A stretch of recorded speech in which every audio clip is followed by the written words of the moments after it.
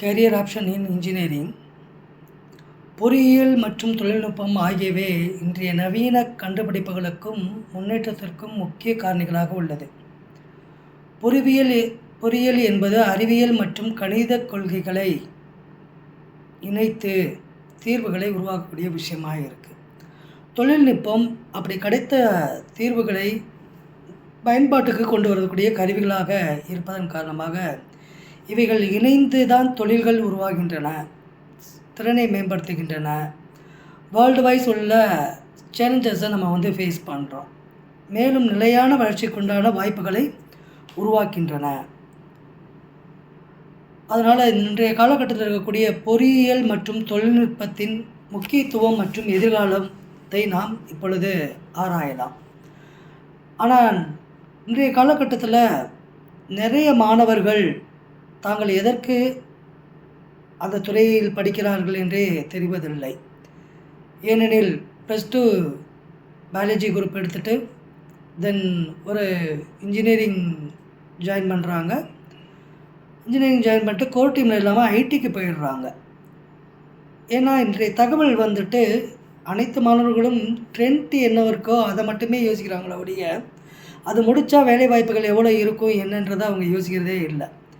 ஏன்னா ஒரு சர்வே என்ன சொல்லுது அப்படின்னா, ஒரு வருஷத்துக்கு மினிமம் ஒரு 5 லட்சம் இன்ஜினியரிங் ஸ்டூடெண்ட்ஸ் வெளில வர்றாங்க அப்படின்னு சொல்கிறாங்க. இந்த 5 லட்சம் இன்ஜினியரிங் ஸ்டூடெண்ட்ஸ்க்கும் வேலை வாய்ப்புகள் இருக்கிறதா அப்படின்றதை நம்ம பார்க்கணும். அப்போ அவங்க எடுக்கக்கூடிய விருப்பம் பொறியியலாக இருக்கும் பொழுது அதை சரியான முறையில் அவர்களுடைய சுய விருப்பத்துடன் தேர்ந்தெடுத்து அதுக்குண்டான ஆப்ஷன்ஸ் என்ன இருக்குது, ஃப்யூச்சர் எப்படி இருக்குன்றதை தேர்ந்தெடுத்து பண்ணால் நல்லா இருக்குன்றது தான் இன்றைய கருத்து. ஸோ பள்ளிக்கூடத்தில் படிச்சிருப்பாங்க. பள்ளியிலேருந்து பார்த்திங்கன்னா பள்ளி மிக ஒழுக்கமானதாக இருக்கலாம், அல்லது ஒரு ஒழுக்கம் சொல்லக்கூடிய விஷயத்துக்கு நம்ம அந்த ஷெட்யூலுக்கு பழகி போயிருந்திருப்போம். பேரண்ட்ஸோட கண்ட்ரோலில் இருப்போம். முழுவதுமாக கற்றுக்கக்கூடிய அப்படின்றத விட படிப்பதற்குண்டான வாய்ப்புகள் இருக்கக்கூடிய இடம் பள்ளி. ஆனால் நம்முடைய திறன்களை ஆராய்ந்து அதை வலுவாக்கி அதை கொண்டு செல்லக்கூடிய இடமாகத்தான் கல்லூரி உள்ளது. ஏன்னா அங்கே நம்மளை யாரும் கண்ட்ரோல் பண்ண போகிறதில்ல. நம்மளுடைய சுய மன கட்டுப்பாடை நம்ம தான் பார்த்துக்கணும். ஸோ அந்த ஆராய்ச்சி, முடிவெடுக்கும் திறன், ஸோ இதெல்லாம் நம்ம அந்த கல்லூரியின் மூலமாக கற்றுக்கணும். அப்போ பள்ளின்றது படிப்பதற்கு இடமாகவும் கல்லூரி என்பது கற்றுக்கொள்வதற்கு உள்ள இடமாகவும் உள்ளன. இப்போ அடுத்து பார்த்தோம்னா, சரி பள்ளியில் படித்தாச்சு, காலேஜில் படிக்கிறதுக்கே என்ன சார் பண்ணலாம், மிக பொருளாதார பின்தங்கிய நிலையில் இருந்துட்டு ஒரு நல்ல காலேஜில் படிக்கிறதுக்கு வாய்ப்புகள் இருக்கா அப்படின்னா, உங்களுடைய பள்ளி ஸ்கோர் அதற்கு உதவும். இதை தாண்டி உங்களுக்கு உதவித்தொகைகள் நிறைய அரசாங்கங்கள் கொடுக்குது. ஸோ மாநில உதவித்தொகை தருகிறது. 1ஆம் தலைமுறை கட்டண தள்ளுபடி, பின்தங்கிய மாணவர்களுக்கு உண்டான மேற்படிப்புக்கு உதவித்தொகை பண்ணுறாங்க. நம்முடைய முதல்வர் நிவாரணத் தொகையிலேருந்து ஒரு 50,000 ரூபாய் கொடுக்குறாங்க. பிஜி உதவியாளருக்கு மாதம் 6,000 கொடுத்து படிக்க வைக்கிறாங்க. அப்போல் மிக பிற்படுத்தப்பட்டோர் திட்டங்கள் இருக்குது. ஆதிதிராவிடர்னு சொல்லிட்டு டான்டிஸ்கோ அப்படின்னு நிறைய அவங்க ஸ்காலர்ஷிப்ஸ் கொடுக்குறாங்க. இது போக அண்ணா யூனிவர்சிட்டி உதவித்தொகைகள் இருக்குது. நிறுவனம் சார்ந்த உதவித்தொகைகள் உள்ளது. Doctor MGR, IOCL, CEG trust, இப்படி நிறைய இருக்குது. தேசிய உதவித்தொகைகள்னு பார்க்கும்போது AICTயும் பிரகதி அப்படின்றது பெண் குழந்தைகளுக்கான உமன்ஸ்க்குண்டான ஒரு 50,000 ரூபாய் அவங்க கொடுக்குறாங்க. இது போக மத்திய அரசு NSP திட்டங்கள் ஒரு 10,000லேருந்து 20,000 ரூபா வரைக்கும் இது பண்ணுறாங்க.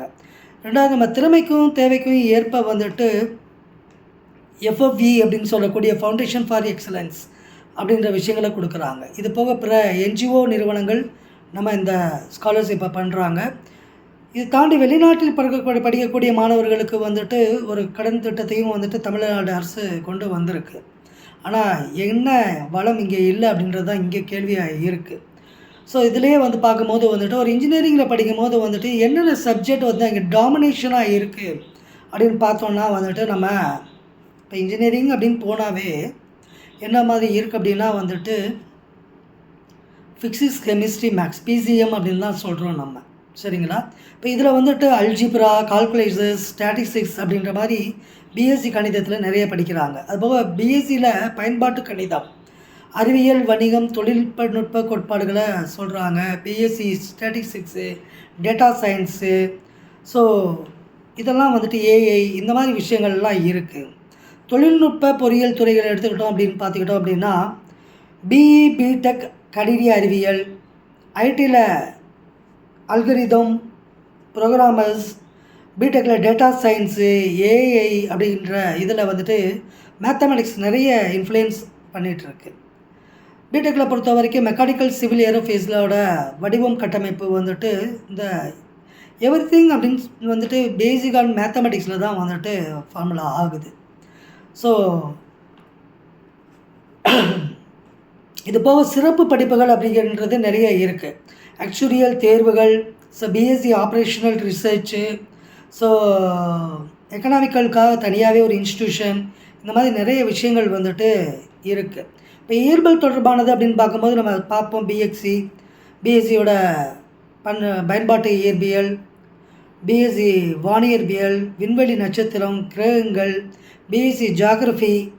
ஸோ இன்றைக்கி இருக்கக்கூடிய காலகட்டத்தில் இந்த புவியில் எங்கெல்லாம் கனிமங்கள் கிடைக்குது அப்படின்றத இன்றைக்கி நம்ம போய் ஒரு இடமா தோண்டி பார்க்கணுன்ற அவசியம் கிடையாது. அந்தளவுக்கு வசதிகள், அறிவியல் தொழில்நுட்பங்கள் வந்துட்டு மிகப்பெரிய முன்னேற்றத்துக்கு கொண்டு வந்துட்டாங்க. அடுத்து பொறியியல் தொழில்நுட்பத்தில் பார்க்கும்போது வந்துட்டு பிடெக் மெக்கானிக்கலில் வந்துட்டு இயந்திரவியல், வெப்பவியல் இருக்குது அதில். ஸோ பிடெக் எலக்ட்ரிக்கல் அண்ட் எலக்ட்ரானிக்ஸில் வந்துட்டு சர்க்கியூட்ஸு, ஸோ மின்காந்தம், இதோட அமைப்புகளுக்கு உண்டான தேவைகள் பிஎஸ்சி ஃபிசிக்ஸில் பேஸாக இருக்குது.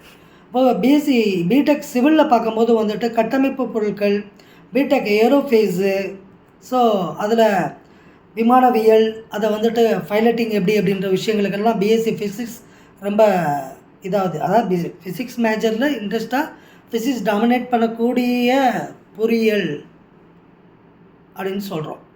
அடுத்து இதுக்கு இணையான துணை அப்படின்னு பார்த்தோம் அப்படின்னா பிஎஸ்சி பயோஃபிசிக்ஸ், கெமிக்கல் ஃபிசிக்ஸு, சுற்றுச்சூழல் ஃபிசிக்ஸு, மெட்டீரியல் சயின்ஸ் அப்படின்னு சொல்லிட்டு நிறைய இருக்குது. ஸோ இந்த மாதிரி இது படிக்கிறதுனால என்ன வேலை வாய்ப்புகள் இருக்குது அப்படின்னா ஐஎஸ்ஆர்ஓ, டிஆர்டிஓ, பிஏஆர்சியில் வந்துட்டு சயின்டிஸ்டாக போகிறதுக்கு வாய்ப்புகள் இருக்குது. அது போக வந்துட்டு ரினோவபிள் எனர்ஜியில் எனர்ஜிக்கு வந்துட்டு நம்ம சப்போர்ட் பண்ணலாம். நானோடெக் ரிசர்ச்சில் இருக்குது, டேட்டா அனலிஸ்ட்டு இருக்குது, பொறியியல் வேலைகள், எலக்ட்ரானிக்ஸு, ஏரோஃபேஸு, தென் லைட்டிங் அப்படின்றதுல நிறைய வாய்ப்புகள் இருக்குது. அடுத்து டாமினேட் பண்ணக்கூடிய அடுத்த சப்ஜெக்டான வேதியியல், கெமிஸ்ட்ரி அப்படின்னு பார்த்தோம் அப்படின்னா வந்துட்டு அது BPharm, DPharm, BTech chemical, biotech, so food technology, nanotech, புவிசார் வேதியியல், காஸ்மெட்டிக் சயின்ஸ், இது போன்ற விஷயத்தில் நிறைய வந்துட்டு இந்த கெமிஸ்ட்ரியை பேஸ் பண்ணி தான் வந்துட்டு இந்த மாதிரி படிப்புகளும் வாய்ப்புகளும் இருக்குது. அடுத்து பார்த்தோன்னா உயிரியல் தொடர்பான, அதாவது பயாலஜி அப்படின்னு பார்த்தோம் அப்படின்னா microbiology, Biotech, zoology, genetics, paramedical படிப்புகள் நிறைய வந்துட்டு இந்த பயாலஜி குரூப் படித்தவங்களுக்கு தான் நிறைய வாய்ப்புகளை கொடுக்குது. ஸோ மருத்துவ ஆய்வுகளை கொடுக்கலாம், டென்டிஸ்டோட டெக்னாலஜி பார்க்க முடியுது, அரசு வேலை வாய்ப்புகள் இதில் நிறைய இருக்குது அப்படின்றதையும் சொல்ல முடியுது. அடுத்து அண்ணா பல்கலைக்கழகத்தில் வந்துட்டு எந்த வகையான படிப்புகள் இருக்குது அப்படின்னா கிட்டத்தட்ட ஒரு 84 யூஜி கோர்சஸும் 171 பிஜி கோர்சஸும் இருக்குது அப்படின்றாங்க. சரிங்களா? இல்லை பிஹெச்டி வந்துட்டு கிட்டத்தட்ட 2261 மாணவர்கள் வெளியே போயிட்டுருக்காங்க. யூஜியை பொறுத்த வரைக்கும் பிஇ, பிடெக், பிஆர்க் அப்படின்னு சொல்லிட்டோம். பிஜி பொறுத்த வரைக்கும் எம்இ, எம்டெக் அப்படின்றதையும் நம்ம சொல்கிறாங்க. முக்கிய கல்லூரிகள் அப்படின்னு பார்த்தோம் அப்படின்னா சிஇஜி, எம்ஐடி, ஏசிடி, எஸ்ஏபி, இதெல்லாம் மிக முக்கிய கல்லூரிகளாக பார்க்குறோம். இது போக அண்ணா பல்கலைக்கழகத்தோட உறுப்பு கல்லூரிகளும் நிறைய இருக்குது. ஸோ பிஇ, பிடெக், மெக்கானிக்கல் அப்படின்னு நம்ம பார்க்கும்போது இது 4 வருட படிப்பு யூஜி கோர்ஸ். சரிங்களா? இதில் வந்து என்னெல்லாம் படிக்கலாங்க அப்படின்னா வந்துட்டு மெக்கானிசம், வெப்பவியல், மிஷின் டிசைன்ஸ், ரோபாட்டிக்ஸ், இது எல்லாமே கிட்டத்தட்ட மெக்கானிக்கல்குள்ளே தான் இருக்குது. ஸோ இதில் தொழில் வாய்ப்புகள் அப்படின்னும் போது மெக்கானிக்கல் இன்ஜினியர், ஆட்டோமொபைல் பொறுத்த வரைக்கும் மிக ஹியூஜான ஒரு இண்டஸ்ட்ரி அது வந்து ஃபார்ம் ஆகிட்டு இருக்குது. இன்னும் சொல்ல போனோம் அப்படின்னா நம்ம தமிழ்நாட்டில் ஆசியாவிலே வந்து முதல் டெட்ராய் அப்படின்னு பார்த்தோம் அப்படின்னா வந்துட்டு நம்மளோட சென்னையை தான் சொல்கிறாங்க. ஏன்னா சென்னையில் வாகன தொழிற்சாலைகள் அதிகமாக இருக்கக்கூடியது டெட்ரா அப்படின்னு சொல்கிறாங்க. ஸோ சென்னையை பேஸ் பண்ணி தான் நிறைய இருக்குது. அப்போ மெக்கானிக்கல் இன்ஜினியரிங் முடித்து நம்ம தமிழ்நாட்டிலே வேலைவாய்ப்புகள் மிக அதிகமாக இருக்குது. இது போக வந்துட்டு நாளுக்கு நாள் வந்துட்டு அதோட அப்டேஷனும் வளர்ந்துட்டுருக்கு. இப்போ ஒருத்தர் படிச்சிருக்காரு அப்படின்னா வந்துட்டு மெக்கானிக்கல் படிச்சுட்டாங்க அப்படின்னா வந்துட்டு வெறுமனே வந்துட்டு மெக்கானிக்கல் மட்டும் இல்லாமல் இப்போ ஒரு வாகன தொழிற்சாலை அப்படின்னு எடுத்துக்கிட்டோம்னா அப்படின்னா அதோட டிசைனு, ஸோ அதை வந்துட்டு தானியக்க மாதிரி இயங்கக்கூடியது. ஏன்னா இன்றைக்கி ஒரு காரில் வந்து எடுத்துக்கிட்டோம் அப்படின்னா வந்துட்டு நீங்கள் நிறைய தானியங்கி அமைப்புகள் நிறைய கொண்டு வராங்க. ஸோ இதெல்லாம் வந்து என்னென்னா இந்த ரோபாட்டிக்ஸு, ஸோ இதன் மூலமாக வந்துட்டு மெக்கானிக்கல் இன்ஜினியரிங்கும் மிகப்பெரிய ஒரு சிறந்த வாய்ப்புகள் இருந்துகிட்டே தான் இருக்குது. ஸோ இதோட நிறுவனங்கள் அப்படின்னு பார்த்தோம் அப்படின்னா அசோக் லைலாண்ட், ஹுண்டாய், ஏற்கனவே சொன்ன மாதிரி பெரும்பாலான கார் கம்பெனிகள் இன்றைக்கி தமிழ்நாடை பேஸ் பண்ணி வந்திருக்கு. நம்முடைய தமிழ்நாடோட முதலமைச்சர் கூட வந்துட்டு ஒரு கொலாபரேஷனோடு சேர்த்துட்டு இங்கே ஒரு கார் கம்பெனி ஒன்று ஈவி ஆரம்பிக்கிறாங்க. ஸோ கார் கூட ஃபஸ்ட்டு கார் கூட வெளில வந்துருச்சு. ஸோ அந்த மாதிரி ஐஎஸ்ஆர்ஓ, டிஆர்டிஓ, ஸோ இதெல்லாம் வேலைவாய்ப்புக்குண்டான நிறுவனங்களாக காணப்படுகிறது. ஸோ இப்போ ஒரு மெக்கானிக்கல் பிஇ முடிச்சுட்டு வேறு என்ன பண்ண முடியும் அப்படின்னா மேற்படிப்பு படிக்கிறதா இருந்தால் ஒரு எம்இ, எம்டெக், ஸோ இந்த மாதிரி போகலாம். இதோட ரிசர்ச் சைடு போகணும் அப்படின்னா எந்த ஒரு யூஜி டிகிரியோடையும் நீங்கள் நிப்பாட்டிடாமல் அது நார்மலாக வந்துட்டு பயாலஜி செக்டாரில் இருந்தது அப்படின்னா ஒரு எந்த இதையும் நிப்பாட்டிடாமல் அது ஒரு ரிசர்ச்சுக்கு வரணும். அதுவே வந்துட்டு இன்ஜினியரிங்கில் வந்துட்டு ஒரு ரிசர்ச் வரைக்கும் நம்ம போகணும் அப்படின்னா வேலை வாய்ப்புகள் நிறைய இருக்குது. அதாவது தமிழ்நாட்டுக்கு தேவையான இயந்திரங்களையோ மற்ற விஷயங்களையோ வந்துட்டு நம்மளே இங்கே உற்பத்தி செய்யக்கூடிய அளவுக்கு அந்த ரிசர்ச் இருக்குது. அப்போ ஒரு ஜாப் அப்படின்னு யோசிக்கிறத விட வந்துட்டு ஒரு தொழில் வாய்ப்புகள் வந்து நிறைய கொடுக்க முடியும். அந்தளவுக்கு போனால் தான் நம்முடைய நாடு மிக விரைவாக முன்னேற்றம் அடையக்கூடிய வாய்ப்புகளும் இந்த ஆராய்ச்சி மூலமாக தான் நமக்கு உள்ளது. அடுத்து சிவில் இன்ஜினியரிங் அப்படின்னு பார்த்தோம் அப்படின்னா இன்றைக்கி சிவில் படிக்கிறதுக்கு நிறைய பேர் யோசிக்கிறாங்க. ஆனால் சிவில் இன்ஜினியரிங் பொறுத்த வரைக்கும் கட்டுமானத்துறை இன்றைக்கி பாப்புலேஷன் வர வர வந்துட்டு பில்டிங் எஸ்டாப்ளிஷ் ஆக ஆக அவங்களோட தேவைகள் அதிகமாக தான் இருக்குது. இந்த கட்டுமானம், போக்குவரத்து, புவியியல், பிடபிள்யூடி, ரயில்வே, மெட்ரோ திட்டங்கள் இது எல்லாமே சிவில் பேஸ் பண்ணி தான் இருக்குது. Excuse me. ஸோ அப்போ சிவில் இன்ஜினியர் அப்படின்னு பார்க்கும்போது வெறுமனே சிவில் இன்ஜினியர் இல்லாமல் வந்துட்டு அதோட ரிலேட்டடாக இருக்கக்கூடிய வந்துட்டு ஆர்கிடெக்டு, சரிங்களா, டிசைனிங்கு, வெறும் ஸ்ட்ரக்சரல் இன்ஜினியர், அந்த மாதிரி நிறைய விஷயங்கள் அதுக்குள்ளே இருக்குது. அது எல்லாமே ஸ்பெஷலைஸ்டாக இன்றைக்கி மாறிடுச்சு. ஸோ இன்றைக்கி ஸ்பெஷலைஸ்டு படித்து வந்தோம் அப்படின்னா வந்துட்டு அதற்கு நிறைய வாய்ப்புகள், நம்மளுடைய வேலை வாய்ப்புகள் நிறைய உள்ளது அப்படின்னு தான் பார்க்குறோம். நம்ம இது போக பார்த்தோம் அப்படின்னா கணினி அறிவியல் மற்றும் பொறியியல் நம்ம பார்க்கும்போது வந்துட்டு ஏற்கனவே சொன்ன மாதிரி ப்ரோக்ராமர், டேட்டா சயின்ஸு, இன்றைக்கி இருக்கக்கூடிய காலகட்டத்தில் வந்திருக்கக்கூடிய அப்டேஷனான artificial intelligence, machine learning, cyber security, so இது போன்ற நிறைய விஷயங்கள் வந்துட்டு இன்றைக்கி வந்துட்டு இருக்குது. ஸோ இதை கணினி அறிவியலாகட்டும் சரி, ஐடியை பேஸ் பண்ணியாக இருந்தாலும் சரி, இது நிறைய வந்து கொண்டு இருக்கிறது. ட்ரிபிள்இயை பொறுத்த வரைக்கும் பார்த்தோம் அப்படின்னா வந்துட்டு அதாவது electrical and electronics engineering, electrical பார்க்கும்போது வந்துட்டு இன்றைக்கி நிறைய பவர் ஸ்டேஷன் வந்துட்டு நிறைய உருவாகிட்டு இருக்கு. நம்மளுடைய மின்சார தேவை அதிகமாக வந்துட்டு பவர் சப்ளை கம்பெனிஸ் நிறைய வருது. ஸோ மினிமம் எப்படி குறைக்கலாம் அப்படின்ற மாதிரி வந்துட்டு மின்சார சிக்கனத்துக்கும் சோலார் அப்படின்ற மாதிரி வருது. இன்றைக்கி காற்றாலை நிறைய இருக்குது. நிறைய ஈவி வாகனங்கள் நிறைய இப்போ உற்பத்தி ஆகி வந்துட்டுருக்கு. ஸோ இந்த எந்த ஒரு இயந்திரமாக இருந்தாலும் ஒரு எலக்ட்ரிக்கல் பார்ட்ஸ் இல்லாத ஒரு இது கிடையாது. இப்போ அவ்வளோ வேலை வாய்ப்புகள் அப்படின்னு பார்த்தோம்போது வந்துட்டு ஒரு பிஹெச்இஎல் அப்படின்னு நம்ம பார்க்குறோம். இப்போ பிஹெச்இஎல் வந்துட்டு பெல் அப்படின்றது நம்மளுடைய தமிழ்நாட்டில் திருச்சியை பேஸ் பண்ணியும் இருக்குது. பெங்களூரில் ஒரு மிகப்பெரிய ஒரு நிறுவனமாகவும் இது இருக்குது அப்படின்னு சொல்கிறோம்.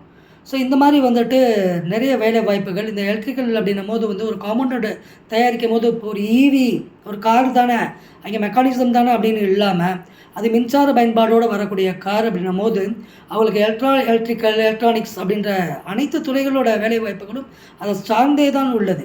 இப்போ ஒரு துறையை எடுத்துக்கிட்டோம் அப்படின்னா வந்துட்டு அது ஒன்றோடு ஒன்று தொடர்புடைய துறைகளாகத்தான் உள்ளது அப்படின்றத நம்ம பார்க்குறோம். ஸோ இதில் வந்துட்டு சர்க்யூட்ஸு, பவர் சிஸ்டம், மின்சாரம், மின்சார நிறுவனங்கள் இது மாதிரி நிறைய இருக்குது. ஸோ சிமெண்ட்ஸ் அப்படின்றது வந்துட்டு ஆக்சுவலாக வந்துட்டு நிறைய ப்ராடக்ட் பண்ணுறாங்க அவங்க. அவங்க எலக்ட்ரிக்கல் காயில்ஸும் ரெடி பண்ணுறாங்க, டெலிஃபோன் பண்ணுறாங்க. ஸோ ஆனாலும் வந்துட்டு அதை ஏற்கனவே சொன்ன மாதிரி ஒவ்வொரு ப்ராடக்ட்டுக்கும் வந்துட்டு ஒரு பயன்பாட்டு வந்துட்டு இந்த எலக்ட்ரிக்கலும் சார்ந்து தான் அந்த பயன்பாட்டு உள்ளே இருக்குது அப்படின்றது தான் நம்ம சொல்கிறோம் நம்ம. சரிங்களா? இப்போ தமிழ்நாட்டில் வந்துட்டு எத்தனை காலேஜஸ் இருக்குது பொறியியல் கல்லூரி அப்படின்னு பார்த்தோம் அப்படின்னா மொத்தம் 619 கல்லூரிகள் இருக்குது. இதில் அரசு சார்ந்து 63, தனியார் சார்ந்து 553 கல்லூரிகளும் இங்கே இருக்குது. ஸோ பர்டிகுலராக இங்கே பார்க்குறோம் அப்படின்னா ஒரு இன்ஜினியரிங் போகிறதா இருந்தால் 2 ஃபார்மெட்டில் போகலாம். ஒன்று வந்துட்டு ஐஐடி ஜேஇ எழுதி போகிறது, இன்னொன்று அண்ணா யூனிவர்சிட்டிக்கு +2 மார்க்கு வச்சு போகிறது அப்படின்றது. ஸோ அப்போ முக்கிய கல்லூரிகள் அப்படின்னு நம்ம பார்க்கும்போது ஐஐடி மெட்ராஸ், என்ஐடி திருச்சி, விஐடின்றது வேலூர் இன்ஸ்டியூட் ஆஃப் டெக்னாலஜி வந்துட்டு வேலூரை பேஸ் பண்ணியும் இருக்குது, நம்ம சென்னையிலையும் ஒன்று இருக்குது, எஸ்ஆர்எம், ஸோ பிஎஸ்ஜி. ஸோ இப்படி நிறைய முக்கிய கல்லூரிகள் நிறைய உள்ளது. சரிங்களா? ஸோ உயர்ந்த சம்பளமாக என்ன கிடைக்கிது அப்படின்னா வந்துட்டு ஐஐடி மெட்ராஸ்லேருந்து வெளில போகிறவங்களுக்கு கிட்டத்தட்ட 1.31 கோடி வரைக்கும் கூட அவங்க ஏர்ன் பண்ணியிருக்காங்க அப்படின்னு சொல்லலாம். இப்போ என்ஐடி திருச்சிலேருந்து வரவங்க ஆவரேஜாக ஒரு 40 லட்ச ரூபா சம்பாதிக்க தான் செய்கிறாங்க. அதான் ஆனால் அந்த எந்த கல்லூரியில் அவங்க பண்ணுறாங்கன்றத பொறுத்து. சரி, ஒரு யூஜி முடிச்சிட்டாவே நம்ம வந்துட்டு ஒரு மோல்டிங் ஆயிரோமா, அது சரியான ஒரு விஷயத்தை நமக்கு கொடுக்குதா அப்படின்னு கேட்டால் யூஜி அப்படின்றத விட வந்துட்டு எல்லாரும் வந்துட்டு ஒரு பிஜி முடிச்சுட்டு ஒரு பிஹெச்டி லெவல்லையாவது வந்து போனால் தான் வந்துட்டு இன்றைக்கி நம்மளுடைய நாட்டு முன்னேற்றமும் இருக்குது. பேன் இண்டியான்னு ஒன்று பார்க்கும்போது வந்துட்டு இந்த ரிசர்ச் ஸ்காலர்ஸ்க்கு நிறைய விஷயங்கள் இருக்குது. இந்த ரிசர்ச் ஸ்காலருக்கு வந்துட்டு நிறைய ஸ்காலர்ஷிப்பும் கொடுக்குறாங்க. கல்லூரியில் படிக்கும்போது ஆராய்ச்சி படிப்புக்காகவே வந்துட்டு எக்ஸாம்ஸ் இருக்குது. அந்த எக்ஸாம்ஸ் எழுதி முடித்தாவே வந்துட்டு அவங்க வந்துட்டு மந்த்லி வந்து கிட்டத்தட்ட ஒரு 40,000 to 50,000 ருபீஸ் ஸ்காலர்ஷிப் மட்டுமே அவங்க கிடைக்கிது. ஸோ ஒரு ஜாபில் இருந்துட்டு சம்பாதிக்கக்கூடிய அமௌண்ட்டை இந்த ஸ்காலர்ஷிப் மூலமாக அவங்க வந்துட்டு மேம்படுத்தி அவங்களோட தரத்தையும் நம்மளோட அவங்க சுற்றி இருக்க சமுதாய வாழ்க்கை தரத்தையும் வந்துட்டு உயர்த்துறதுக்கு வாய்ப்புகள் இருக்குது. அப்படி மேல் படிப்பு அப்படின்னா ஏற்கனவே சொன்ன மாதிரி ஒரு எம்டெக்கு, ஒரு பிஹெச்டி, ஒரு எம்இ, ஸோ இந்த மாதிரி அவங்க போகிறதுக்கு வாய்ப்புகள் இருக்குது. ஸோ இவங்களோட வேலை வாய்ப்புகள் எப்படி இருக்குது அப்படின்னு பார்த்தோம் அப்படின்னா வந்துட்டு government, corporate sector and then வந்துட்டு என்டர்ப்ரனர் அப்படின்னு சொல்கிறோம். இப்போ கவர்மெண்ட் செக்டரில் அப்படின்னு பார்க்கும்போது வந்துட்டு நிறைய காம்படிட்டிவ் எக்ஸாம்ஸ் வந்துட்டு இந்த இன்ஜினியரிங் படிக்கிறவங்களுக்கு பேஸ் பண்ணியே வந்துட்டு நிறைய காம்படிஷன் இருக்குது. இப்போ கேட்டு எழுதுகிறாங்க அப்படின்னா அவங்க கேட்டு மூலமாக ஸோ ஒரு டிஆர்டிஓ அந்த மாதிரி உள்ளே போகிறதுக்கு வாய்ப்புகள் நிறைய இருக்குது. அப்புறம் யூபிஎஸ்சி எக்ஸாம் எழுதணும் அப்படின்னா வந்துட்டு பொறியியல் துறை சார்ந்த வேலைகளும் நமக்கு நிறைய இருக்குது. கட்டுமானம், ஃபாரஸ்ட் சைடில். ஸோ பொறியியல் இல்லாத இன்றைக்கி பேஸ் இல்லாமல் வேறு எதுவும் நம்ம பண்ணிட முடியாது. அப்போ டிஎன்பிஎஸ்சி எடுத்துட்டோம் அப்படின்னா group 1, so combined engineering service அப்படின்னே வந்துட்டு டிஎன்பிஎஸ்சியில் ஒரு விஷயத்தை வச்சுருக்காங்க. இந்த இன்ஜினியரிங்காக டெக்னிக்கல் நான் டெக்னிக்கல் ரெண்டுமே அதில் போகுது. அதுபோக வந்து சிஏடி, ஜிஆர்இ இப்படி போன்ற போட்டித் தேர்வுகள் மூலமாக வந்துட்டு இந்த பொறியியல் கல்லூரி மாணவர்கள் அரசாங்கத்தின் வேலை வாய்ப்புகளை அவங்க பெற முடியும். ஸோ அப்போ கார்ப்பரேட் செக்டாரில் அப்படின்னும் போது ஏற்கனவே நம்ம பார்த்த மாதிரி வந்துட்டு நிறைய கம்பெனிஸு, சிமெண்ட்ஸு, ஒரு கார் தயாரிக்கக்கூடிய ஹுண்டாய், மெக்கானிக்கலுக்கு, அதுபோல் வந்து எலக்ட்ரானிக் கம்யூனிகேஷனுக்கு வந்துட்டு பார்த்தோம் அப்படின்னா ஒரு மொபைல். ஸோ இந்த மாதிரி நிறைய சின்ன சின்ன பொருளுக்கு வந்து நிறைய கார்ப்பரேட் கம்பெனிஸ் வந்து இன்றைக்கி நம்மளோட இந்தியாவில் கால் படிச்சிருக்காங்க. அதுவும் பர்டிகுலராக தமிழ்நாடு வரைக்கும் பரவி இருக்குது அப்படின்றத தான் நம்ம சொல்ல முடியும். ஸோ இது போக வந்துட்டு ஆண்டர்ப்ரனராக என்ன மாறலாம் அப்படின்னா வந்துட்டு ஆண்டர்ப்ரனராக நீங்கள் வந்துட்டு வெறுமனே ஒரு பிஇ முடிச்சுட்டு ஒரு யூஜி கோர்ஸ் முடிச்சுட்டு போகிறத விட ஏற்கனவே நான் சொன்ன மாதிரி ஒரு ரிசர்ச் ஸ்காலராக நீங்கள் வந்தீங்க அப்படின்னா மிகப்பெரிய பயன்பாடுகளை வந்துட்டு நம்மளுடைய நாட்டிற்கும் உங்களுக்கும் உபயோகப்படுத்த முடியும். அப்படி மிகப்பெரிய பயன்பாட்டை வந்து நீங்கள் கொண்டு வரும்போது அதை ஒரு கார்ப்பரேட் கம்பெனிக்கு கொண்டு போய் நீங்கள் கொடுக்குறத விட நீங்களே இண்டிவிஜுவலாக நிறைய தொழில்களை வந்துட்டு தொழில் முனைவர்களாக நீங்கள் மாற முடியும். தொழில் முனைவர்களாக மாறும்போது வந்துட்டு அது நாடோட பொருளாதாரத்தையும் மேம்படுத்துறதுக்குண்டான தகுதியாக இருக்கக்கூடிய வாய்ப்புகள் இருக்குது. ஸோ இது போக வந்து இல்லை சார், நான் வந்துட்டு அந்த இதெல்லாம் போகிறதுக்குண்டான வாய்ப்புகள் இல்லை அப்படின்னும்போது, சின்ன சின்ன விஷயங்களா வந்து நீங்கள் சின்னதாகவே ஒரு தொழிலை ஃபார்ம் பண்ணி முடியக்கூடிய கூட வந்துட்டு நிறைய வசதிகள் இங்கே இருக்குது. சின்ன சின்னதாக வந்துட்டு ஒரு சர்க்யூட் போர்டு ரெடி பண்ணுறதுல இருந்து ஒரு எலக்ட்ரிக்கல் வயரிங் இது பண்ணுறதுக்கு ஷார்ட் சர்க்யூட்லேருந்து எல்லாத்தையும் நீங்கள் வந்துட்டு வீட்டிலேயே வந்துட்டு கூட பண்ணி கூட வந்து கொடுக்குற அளவுக்கு சின்ன சின்ன தொழில்கள் கூட நீங்கள் ஆரம்பிக்க முடியும். ஸோ இது போக வந்துட்டு ஒரு ப்ரோக்ராமராகவோ அல்லது ஒரு ஏஐ டெக்னாலஜி தெரிஞ்சுட்டு ஒரு சோசியல் மீடியாவுக்கு ஒரு சப்போர்ட் பண்ணுறதுக்காகவோ, இல்லை சில பேர்த்துக்கு வந்துட்டு படிப்புகளுக்கு உதவி பண்ணக்கூடியதுக்காகவோ, அப்படி நிறைய வந்துட்டு நீங்கள் ஃப்ரீலான்சராகவும் ஒர்க் பண்ணுறதுக்கு நிறைய வாய்ப்புகள் இருக்குது. ஸோ அந்த ஃப்ரீலான்சராக ஒர்க் பண்ணும்போது வந்து உங்களுடைய டைம் உங்கள்கிட்ட இருக்க போகுது. என்ன தொழிலுக்கு நீங்கள் கொடுக்க போகிறீங்களோ அந்த தொழில் டயத்தை தவிர மற்ற டைமில் வந்து நீங்கள் ஃப்ரீலான்சராக ஏர்ன் பண்ணிவிட்டு உங்களுடைய மற்ற படிப்புகளையும் நீங்கள் பார்க்குறதுக்கு வாய்ப்புகள் நிறைய இருக்குது. இதுக்காக என்ன அப்படின்னா, ஒரு காலேஜில் போய் படிக்கிறோம் அப்படின்னும் போது வந்து அந்த படிப்பு மட்டுமே நமக்கு கை கொடுத்துடாது.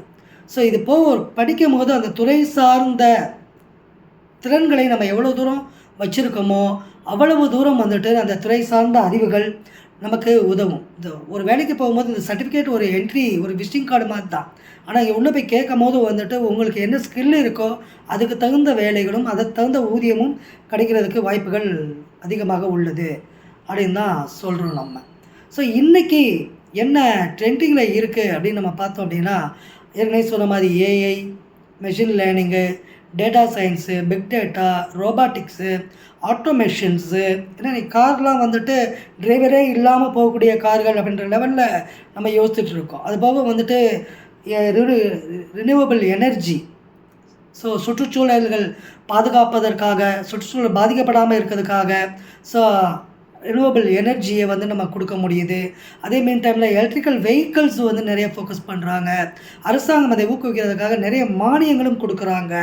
இப்போ digital marketing, ecommerce, so animation, AR VR, gaming side செக்டாரில், ஸ்பேஸ் சயின்ஸு, அஸ்ட்ரோஃபிசிக்ஸு, ஸோ இந்த மாதிரி வந்துட்டு ட்ரெண்டிங்காக இருக்கக்கூடிய படிப்புகள் நிறைய துறைகள் இன்று வந்துருச்சு அப்படின்றது தான் இன்றைக்கி இருக்க விஷயம்.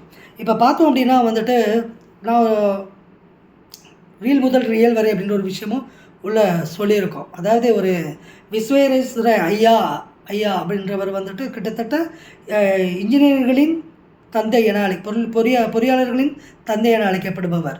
சரிங்களா? நாகார்ஜுனா சாகர் அணை கட்டிய ஒரு நல்ல மனிதர். நிறைய நாட்டுக்கு முன்னால் பண்ணவங்க இப்போ வரைக்கும் நிறைய சேவைகள் போய் கொண்டிருக்கிறது. இதுபோல் வந்துட்டு நம்ம வந்துட்டு எந்த ஒரு விஷயத்தையும் முன்னெடுக்கிறதுக்கு ஒரு தாழ்வு மனப்பான்மையோடு வந்துட்டு யோசிக்கவே கூடாது. ஏன்னா எல்லாருமே நம்மளை மாதிரி ஒரு செக்டாரில் இருந்து வெளியில் வந்தவங்க தான்.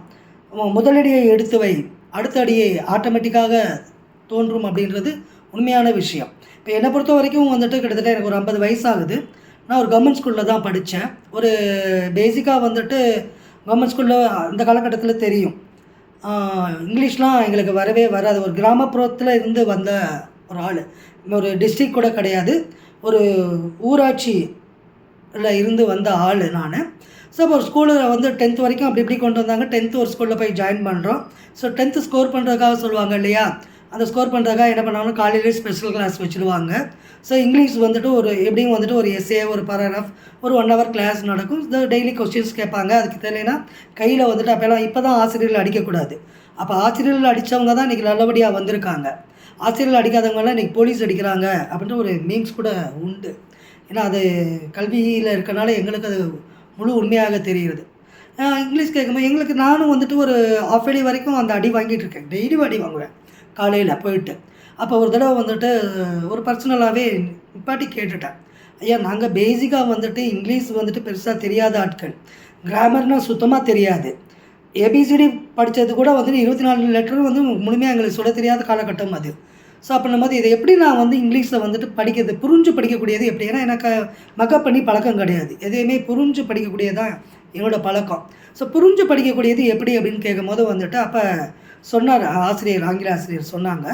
என்ன சொன்னாங்கன்னா வந்துட்டு, உனக்கு நான் ஒரு சின்ன கதை சொல்கிறேன் கேட்டுக்க. ஒரு சிட்டுக்குருவி ஒரு வேலி மேலே உட்காந்துருக்கு.